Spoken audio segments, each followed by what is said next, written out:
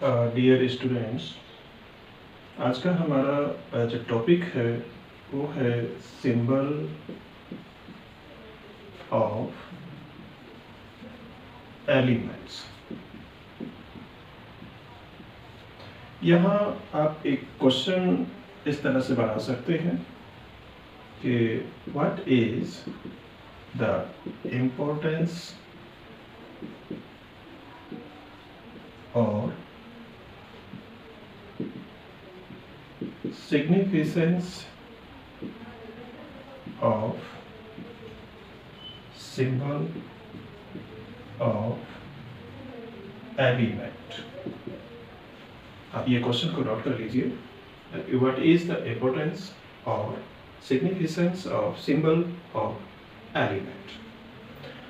आप इसके आंसर को लिखने से पहले आप थोड़ा समझ लेते हैं कि एक सिंबल लिया हमने H या C ले लेते हैं, कोई भी एक सिंबल। तो सिंबल से हमें क्या क्या चीजें हैं। सिंपली आप कह सकते हैं कि ये एक इंग्लिश का H है, H मीन्स हॉर्स, या C फॉर कैट। यानी H से यदि हम केमिस्ट्री की बात करें तो केमिस्ट्री से हमें जो है क्या ये पता लगता है कि ये एक एलिमेंट है जिसका नाम है हाइड्रोजन। H से हमें ये पता लगता है कि ये हाइड्रोजन है। इसका एटॉमिक नंबर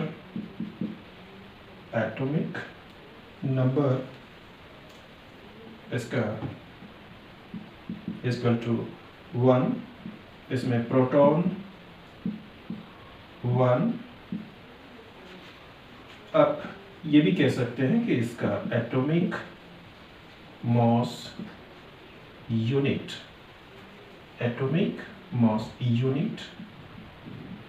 ऑल्सो 1। यानी कि एक सिंबल से हमें इतना सब कुछ ये पता लग जाता है। ऐसे ही आप कार्बन का बता सकते हैं। C एक सिंबल है, हमें जो मिला हुआ है कि C के बारे में पूरा का पूरा एक्सप्लेन कीजिए कि C क्या है। यानी आप कह सकते हैं कि what do you understand by C। तो आप C कह सकते हैं कि ये एक एलिमेंट है, इसका नाम कार्बन है। इसका एटॉमिक नंबर 6 है। इसमें ये नंबर ऑफ प्रोटॉन 6 है। इसका एटॉमिक मास यूनिट आप जानते हैं 12 है। तो ये बहुत सारी चीज़ें हमें सिंबल से पता लगती है। तो अब आप थोड़ा थोड़ा जो इस चीज़ को समझ चुके होंगे कि इस क्वेश्चन का जो आंसर है उसमें कौन कौन से पॉइंट्स होंगे। तो अभी साथ साथ में आप जो है नोट्स बनाते रहें, यानी आप आंसर भी लिख लेंगे। तो इस आंसर में आप लिखेंगे इसका number 1, symbol represents name of an element. यानी कि सिंबल से हमें एक एलिमेंट के नाम का पता लगता है। फॉर एग्जाम्पल, साथ में आप एग्जाम्पल भी नोट कर लेंगे। C एक सिंबल है और इस सिंबल से हमें ये पता लगता है कि ये जो कार्बन है। Number 2 point, symbol represents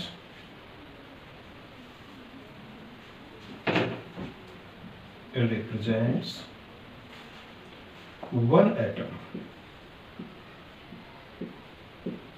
of element of the element। यानी आप कह सकते हैं कि जो C हमारा जो सिंबल है उस C से हमें ये पता लगता है कि ये केवल 1 atom of carbon. Number 3 point, symbol also represent symbol also represents 1 mole of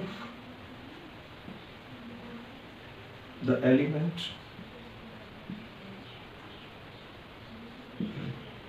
अब ये मॉल कॉन्सेप्ट एक अलग टॉपिक है, इसको मैं समझाऊंगा आपको, लेकिन यहीं थोड़ा सा आप जो है समझ लेंगे कि 1 मोल क्या होता है। 1 mole is equal to 6.022 and 10 to the power 23 atoms. यानी आप ये कह सकते हैं कि एक सिंबल जो हमारे पास है C, जो हमने ये एग्जाम्पल लिया है, C सिंबल है। C सिंबल ये रिप्रेजेंट यानी इंडिकेट करता है कि इस सिंबल को अगर हम ले लेते हैं तो इस सिंबल मीन्स 1 मोल होता है। यानी कि मोल का जो ये वैल्यू है, इसको हम अपने आप किसी भी कैलकुलेशन में यूज कर सकते हैं जहाँ C जो दिया गया है।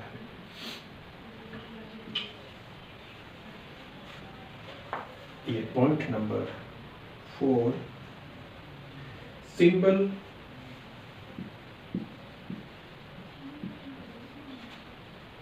represent the definite mass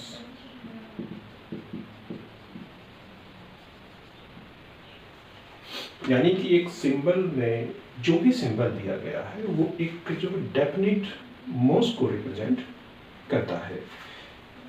जैसे C सिंबल हमने लिया है, तो C का जो एटॉमिक मास यूनिट है,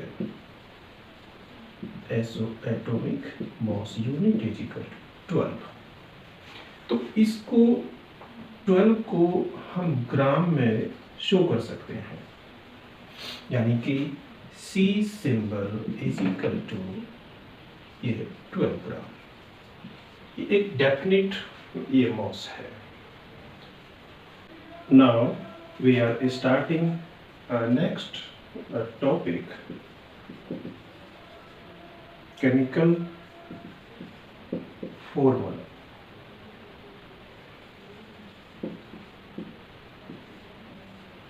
केमिकल फॉर्मूला, इसका डेफिनेशन आप लिखेंगे। A chemical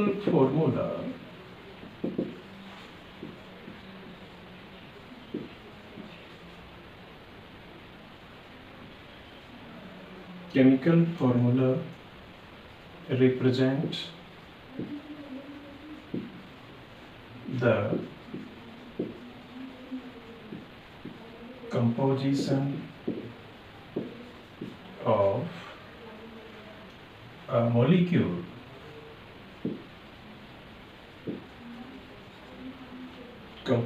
of a molecule of the substance।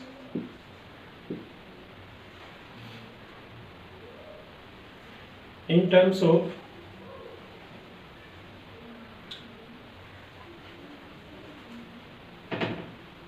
substance, in terms of the symbols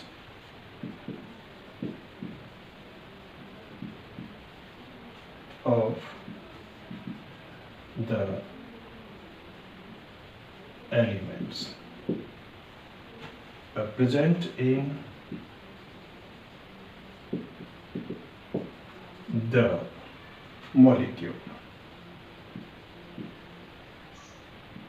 यानी कि आप कह सकते हैं कि एक जो केमिकल फॉर्मूला होता है वो क्या रिप्रेजेंट करता है, वो किसी एक मॉलिक्यूल में जो जितने भी एटम्स होते हैं, वो जो जितनी भी संख्या में होते हैं, वो केमिकल फॉर्मूला ये शो करता है। यानी कि कोई भी एक जो कंपाउंड है या मॉलिक्यूल है, उसमें आप जो है सब कुछ कीजिए कि जैसे O2 है, O2 क्या है? ऑक्सीजन का एक केमिकल फॉर्मूला है, या आप कह सकते हैं कि NaOH है, HNO3 है। इस तरह से ये क्या है? प्योर मॉलिक्यूल है, क्योंकि इसमें सेम एटम आपस में कंबाइंड है।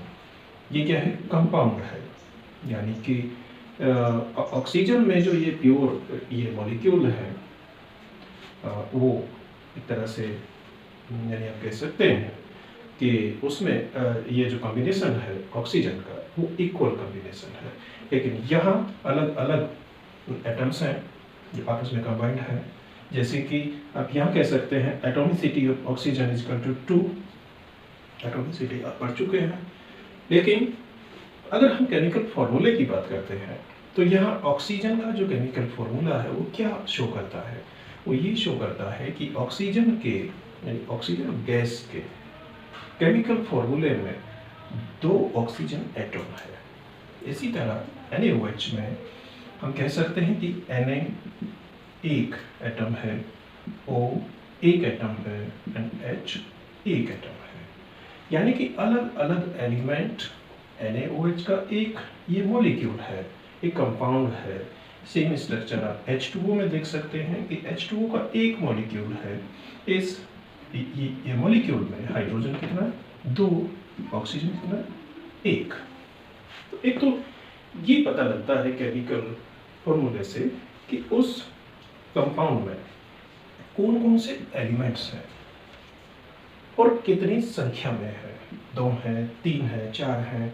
आप सपोज करिए कि यहाँ H2SO4 ले लेते हैं, तो H2SO4 का ये एक मॉलिक्यूल है। तो इस मॉलिक्यूल में H कितना है?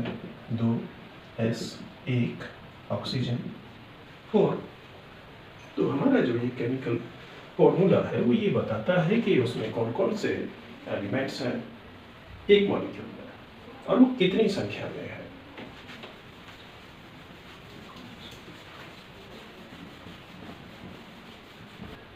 यहाँ आप ऐसा भी कह सकते हैं कि chemical formula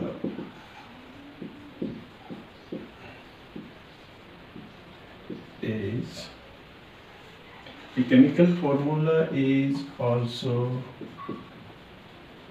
known as a molecular formula।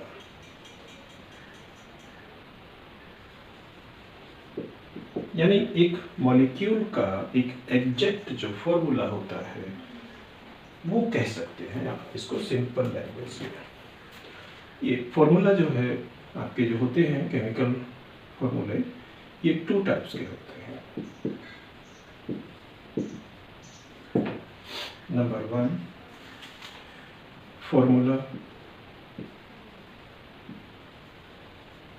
Of element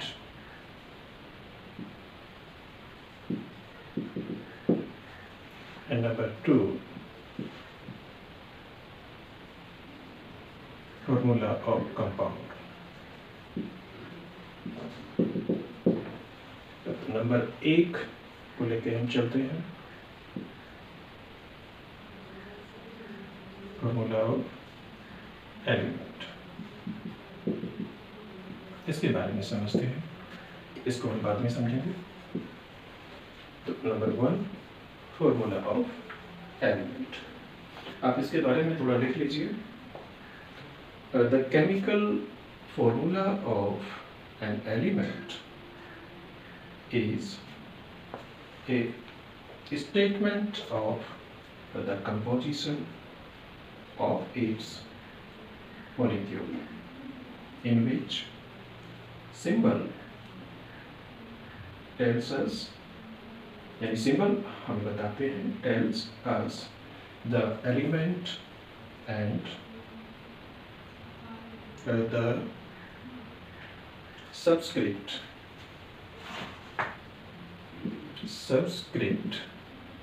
means lower figure, यानी सबसे छोटा नंबर। सबस्क्रिप्ट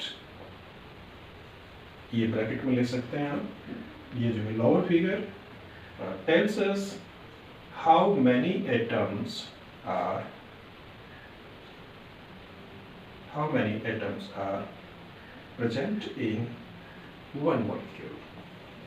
अभी मैंने जो आपको बताया कि कोई भी एक जो केमिकल फॉर्मूला होता है वो ये बताता है कि उसके एक मॉलिक्यूल में कितने एटम हैं। एग्जाम्पल, ये बड़ा सिंपल एग्जाम्पल है। आप कह सकते हैं कि H2O2 Cl2 इसे भी क्या डाई एटॉमिक है। आपको पता है ये डाई एटॉमिक है, मीन्स इन सभी मॉलिक्यूल्स में, हाइड्रोजन का मॉलिक्यूल, ऑक्सीजन का मॉलिक्यूल एंड Cl2 क्लोरीन का, इन सभी में 2 एटम्स हैं। इसी तरह से आप जो नंबर 2 फॉर्मूला ऑफ कंपाउंड, आप इसे नोट कर सकते हैं, इसके बारे में लिखेंगे आप। फॉर्मूला ऑफ कंपाउंड हेडिंग डाल लीजिए नंबर 2, उसके बाद में लिखें the chemical formula of compound is the statement of its composition in which the chemical symbols tells us which elements are present and subscript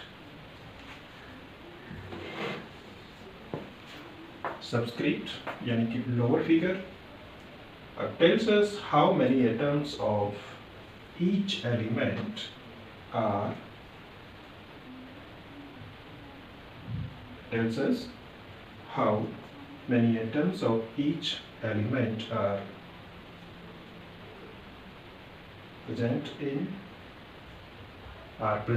in one molecule of the compound। Example आप इस तरह से समझ सकते हैं। Number 2 formula of compound H2O, ये formula है वो H2O यानी वाटर का है।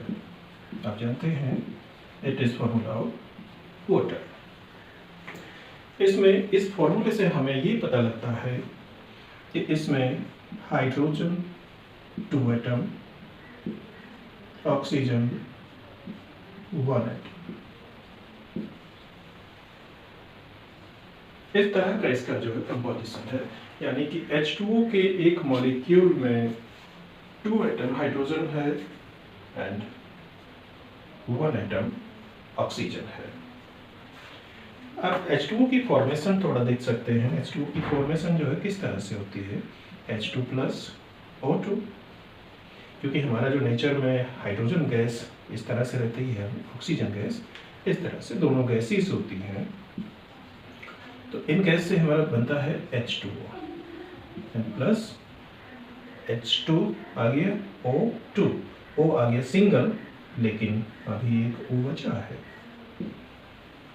तो इस तरह से जो रिएक्शन होना चाहिए था ये नहीं होता है, यानी कि इस तरह से रिएक्शन जो है पॉसिबल नहीं है, क्योंकि ऑक्सीजन ये एटॉमिक शेप में है। तो एटॉमिक शेप में ऑक्सीजन स्टेबल नहीं होता है। तो इट मीन्स हम ज़्यादा लंबा नहीं चलते हैं, हम रिएक्शन को इस तरह से लिखेंगे 2H2, यानी 2 मॉलिक्यूल हम लेते हैं हाइड्रोजन एंड प्लस O2, यानी कि 1 मॉलिक्यूल ऑक्सीजन एंड रिएक्शन होती है 2H2O, 2 molecule water 2H2 and 2O। तो इस तरह से रिएक्शन हमारी होती है, यानी कि एक रिएक्शन में 2 molecule hydrogen and 1 molecule oxygen की रिएक्शन होती है, तो 2 मॉलिक्यूल H2O बनता है। यहाँ पे लिखता हूँ, आप उनमें उनका जो केमिकल फॉर्मूला है, जैसे कि CO2 है SO2 NH3 CH4 C2H5OH and CCl4 and H2SO4। ये अलग अलग जो यहाँ ये मॉलिक्यूल्स मैंने दिए, इनमें आप ये पहचानिए कि कौन कौन एटम हैं और कितनी संख्या में हैं। जैसे एग्जाम्पल मैं CO2 ले लेता हूँ। CO2 में C है 1O2। इस तरह से आपको ये करना है। सब ये आपके लिए होमवर्क है, आप इसको नोट कर लीजिए। हमारा नेक्स्ट टॉपिक है मॉलिक्यूलर मॉस। आपने जैसे कि पढ़ा है एटॉमिक मॉस, सेम ऐसे ही होता है हमारा जो है मॉलिक्यूलर मॉस। आप इसकी डेफिनेशन और इसके बारे में थोड़ा सा लिखेंगे। आप इसके बारे में लिखिए पहले। Just as an atomic mass, in the same way a molecule has molecular mass. The molecular mass of a substance is the relative mass of its molecule as compared with the mass of a carbon-12 atom taken as 12 units। यानी कि ये molecular moss को आप इस तरह से समझ सकते हैं कि कोई भी मॉलिक्यूल X आप ले लीजिए। कोई भी मॉलिक्यूल हम ले लेते हैं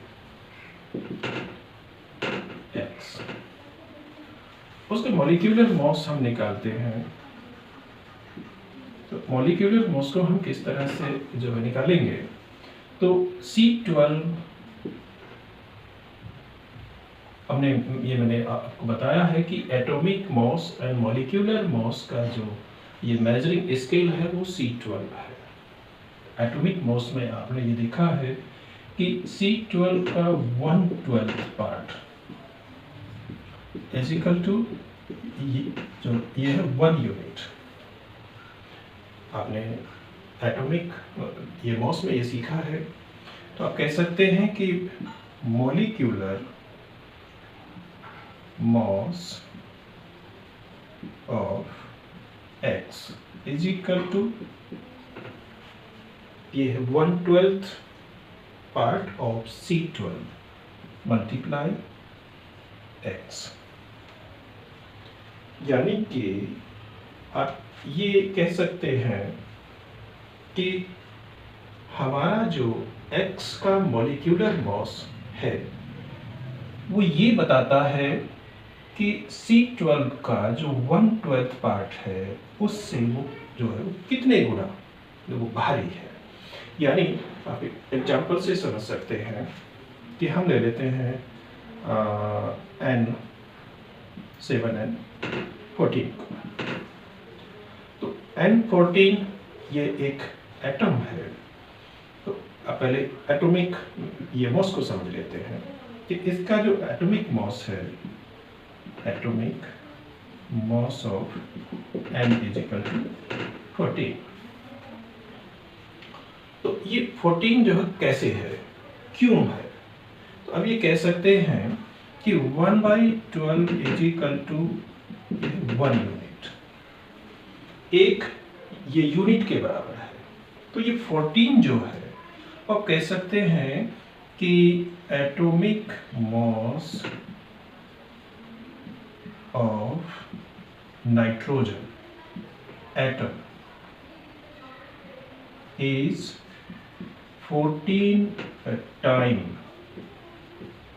more than 1/12 part of C12।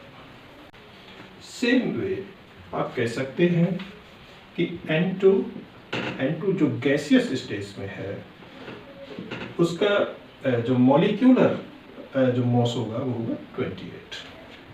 यानी कि N+N is equal to N2 and 14 and 14 is equal to 28. आप कह सकते हैं कि molecular mass of N2 molecule is 28 times heavier than 1/12 part of C12. इस तरह से कोई भी ये मॉलिक्यूल का जो ये मॉलिक्यूलर मास होता है वो एक रिलेटिव मास होता है एज कंपेयर टू C12, यानी उसको C12 से कंपेयर किया जाता है। क्यों? अब ये क्यों किया जाता है? क्योंकि ये भी आपको पता है कि C12 एटॉमिक मास का मेजरिंग स्केल है और एटम से ही मॉलिक्यूल बनते हैं, यानी कि आप ये कहें कि मॉलिक्यूल कुछ एक्स्ट्रा अलग से हैं, चीज़ें नहीं हैं। इनका मेन बेस क्या होता है? एटम्स होते हैं, यानी कि मॉलिक्यूल का जो बेस यूनिट होती है वो एटम्स होते हैं। और एटॉमिक मास C12 का 1/12 पार्ट के इक्वल ये 1 जो यूनिट होती है। Now that is the question for you, यानी आप कह सकते हैं कि ये आपके लिए होमवर्क है। Calculate the molecular mass of H2SO4 HNO3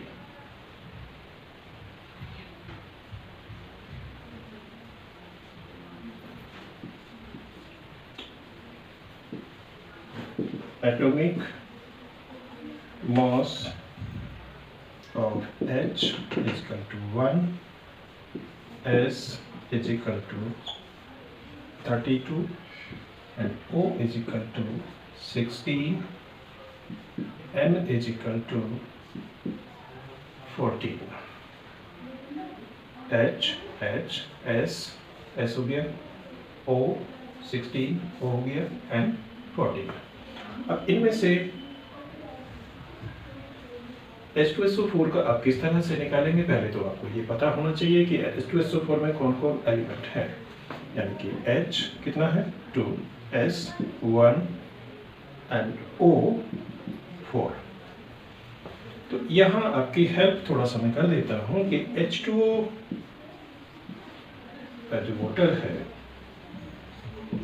उसका ये मॉलिक्यूलर मास मैं आपको यहाँ निकाल के ये बता देता हूँ। H2O1, तो molecular mass of water is mass of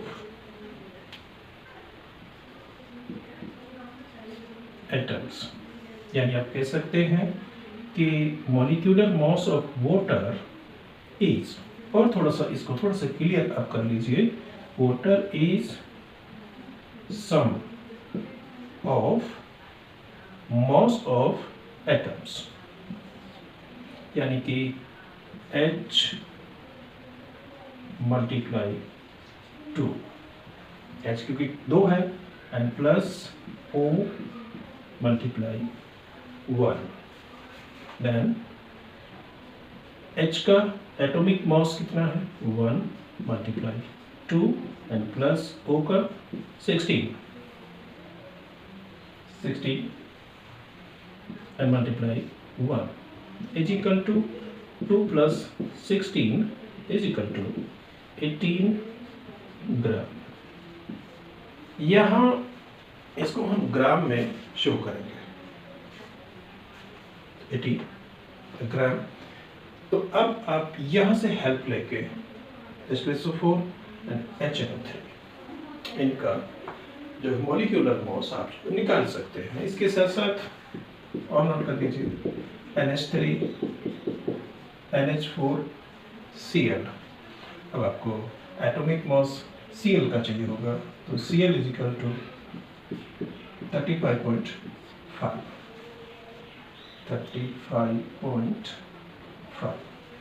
तो इस तरह से इन सब के मोलिकुलर मास आप जो भी निकाल सकते हैं।